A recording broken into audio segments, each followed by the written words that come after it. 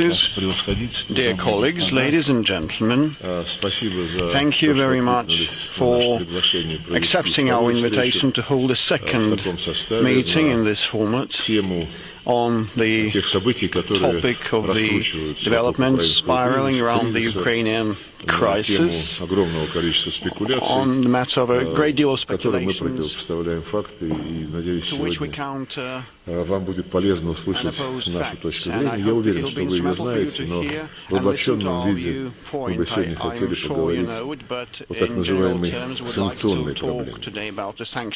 Война, которую против нас развязал Запад руками Украины, телами украинцев, гибридная война, и в этой войне особая роль отводится незаконным, односторонним, ограничительным мерам, так называемым санкциям в отношении России. Их число беспрецедентное и превысило 17 тысяч. Цели не скрываются: подорвать российскую экономику, заставить политическое руководство отказаться от самостоятельной линии во внешних делах, настроить население против власти. Это прямо декларируемая цель. Хотя Запад всегда, когда в общем плане обсуждаются проблемы односторонних рестриктивных мер, заверяет клятвенно, что он проводит такую политику, в рамках которой санкции не нацеливаются на гражданское население. Это ложь. Ровно этим они и занимаются. Повторю еще раз, задача ставит перед собой спровоцировать беспорядки, поднять народ против власти. Такую политику Запад проводит в очень многих странах, в том числе и присутствующие здесь послы и сотрудники посольств наверняка знают о таких примерах в отношении собственных государств. То, что из этой политики, нацеленной на подрыв российской экономики санкциями, подрыв социальной сферы России, ничего не получится. Тем, кто имеет опыт, было ясно с самого начала. Сейчас, я думаю, это понятно всем, в том числе и самим инициаторам санкционных незаконных действий. Наша экономика, на этот счет президент приводил многочисленные статистические данные, адаптировалась к санкциям, она демонстрирует высокую устойчивость, рост к концу этого года, который будет достигнут, близок к 3%, 2,8-2,9%, а в ведущих экономиках Европы экономика в минусе. И это для понимания того, по кому больнее всего бьют санкции, которые инспирированы и наблюдаются прежде всего Вашингтоном. Вашингтон, по сути дела, разоряет своих европейских вассалов и дает заработать своему военно-промышленному комплексу, навязал и продолжает навязывать Европейскому Союзу дорогой американский сжиженный природный газ, вынуждает своими эгоистичными законами европейские компании переводить предприятия за океан, туда, где базовые издержки бизнеса меньше.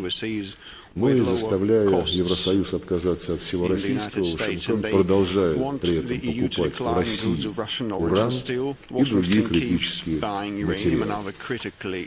За последние 1,5 года по очень скромным консервативным оценкам европейский бизнес потерял из-за западных односторонних санкций до 250 миллиардов евро. Это большая цифра.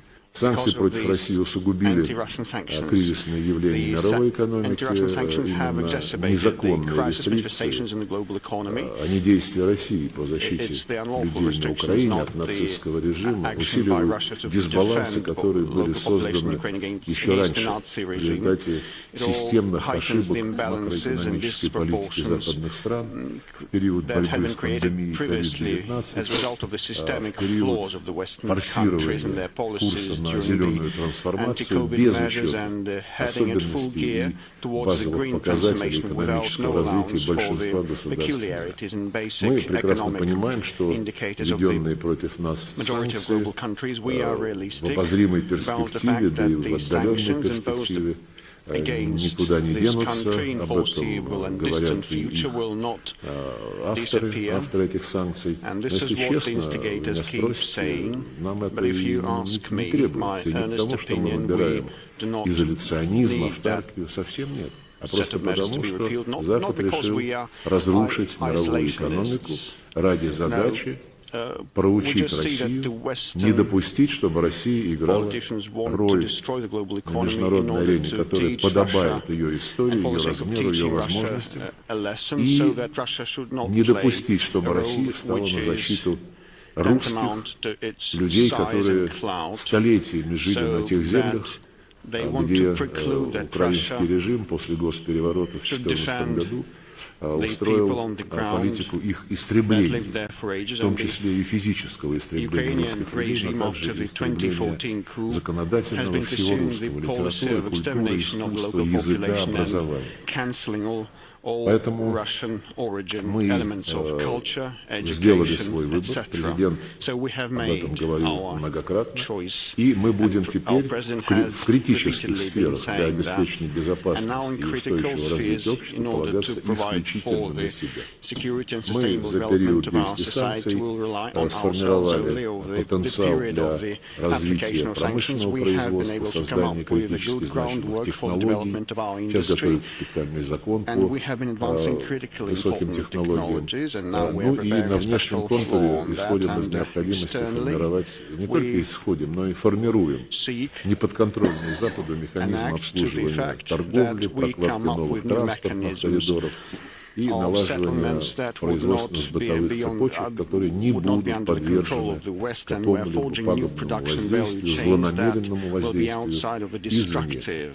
Приметой времени стало широкое использование национальных валют, фиксируется постепенное и устойчивое сокращение доли доллара и евро, в том числе в соответствии со статистикой Международного валютного фонда. В процесс перехода на национальные валюты вовлечены крупнейшие экономики, включая Китай, Индию, Турцию, Объединенные Арабские Эмираты, Бразилию, Саудовскую Аравию, Аргентину, Египет, Кению, ряд стран АСЕАН. По инициативе президентов Аргентины и Бразилии начата проработка создания валютного союза этих двух стран, а в перспективе всего блока Меркосур. И даже упоминается аналогичный подход к сообществу латиноамериканских и карибских государств.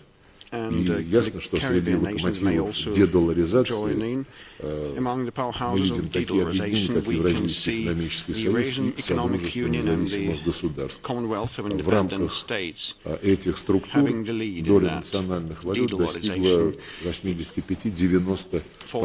Примерно на такой же уровень выходит и наш товарооборот с Китайской Народной Республикой.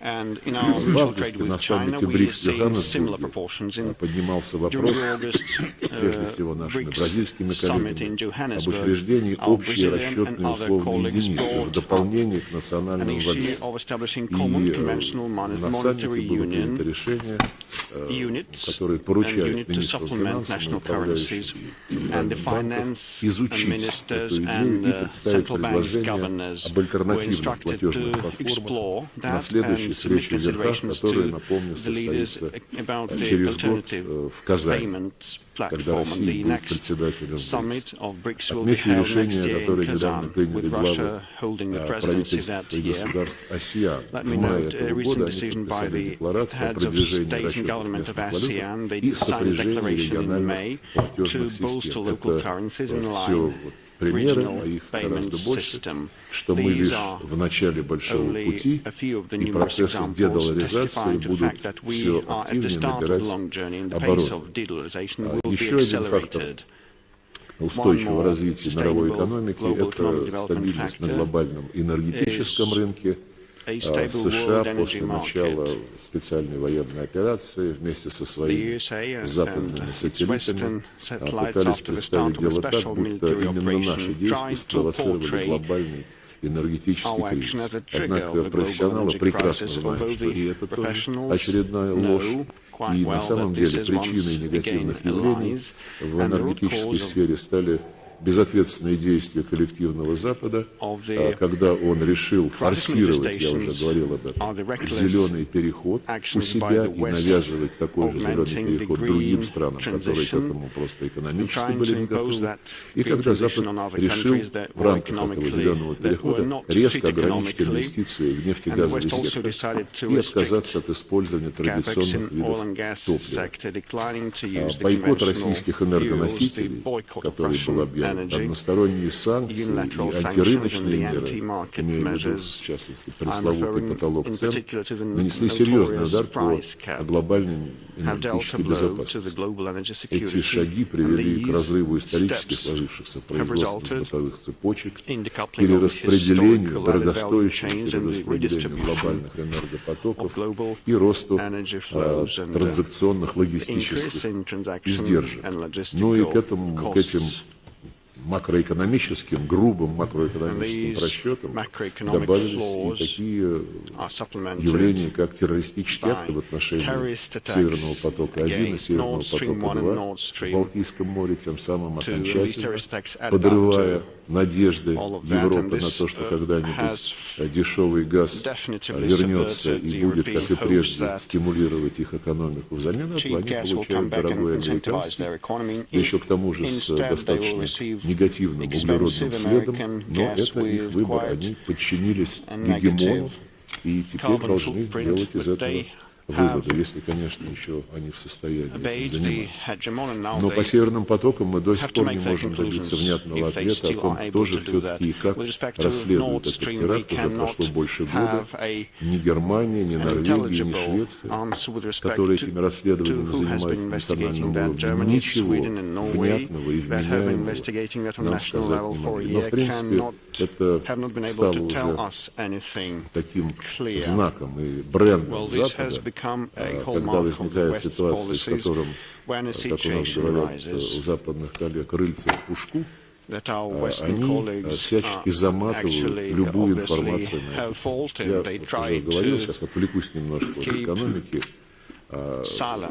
Ситуация, которая была предъявлена всему миру после того, как в конце марта российские военнословящие в конце марта 2022 года ушли из пригорода Киева, который называется Буча.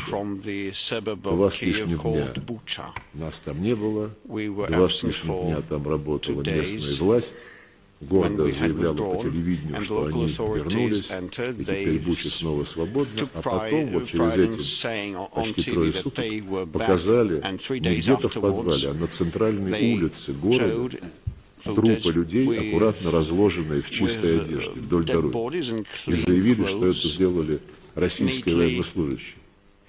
Объявили, кстати сказать, очередной пакет санкций под это.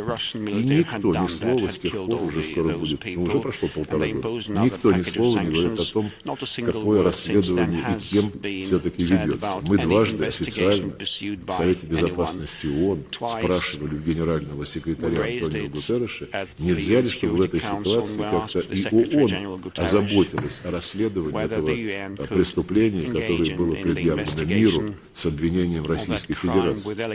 И мы уже отчаялись получить информацию о том, как идет расследование, если оно вообще идет. Но мы по-прежнему не можем получить ответ на элементарнейший вопрос, можно ли огласить фамилии тех, чьи тела были продемонстрированы на весь мир по телевидению и по интернету. Вы не поверите, мы даже этого не можем добиться. То есть сорвали необходимый внешний эффект, получили предлог для очередных санкций, но ложь свою тщательно упрятывают так глубоко, чтобы никто до нее не докопался. Это наш призыв, наше требование к генеральному Старенку использовать свой авторитет, чтобы разобраться хотя бы с этим вопросом, со списком лиц, чьи тела были предъявлены миру.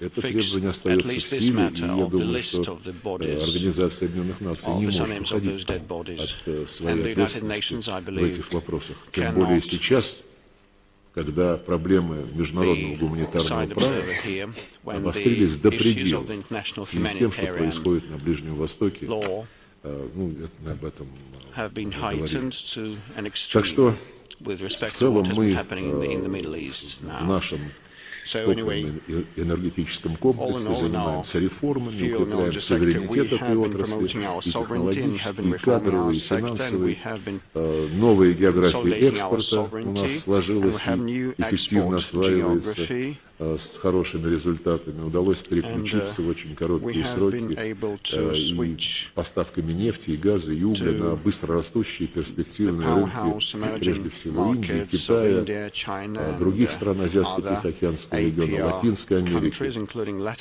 И мы знаем, что поставки из нашей страны позволяют нашим партнерам сдерживать рост цен на энергосырье и тем самым укрепляют экономическую устойчивость.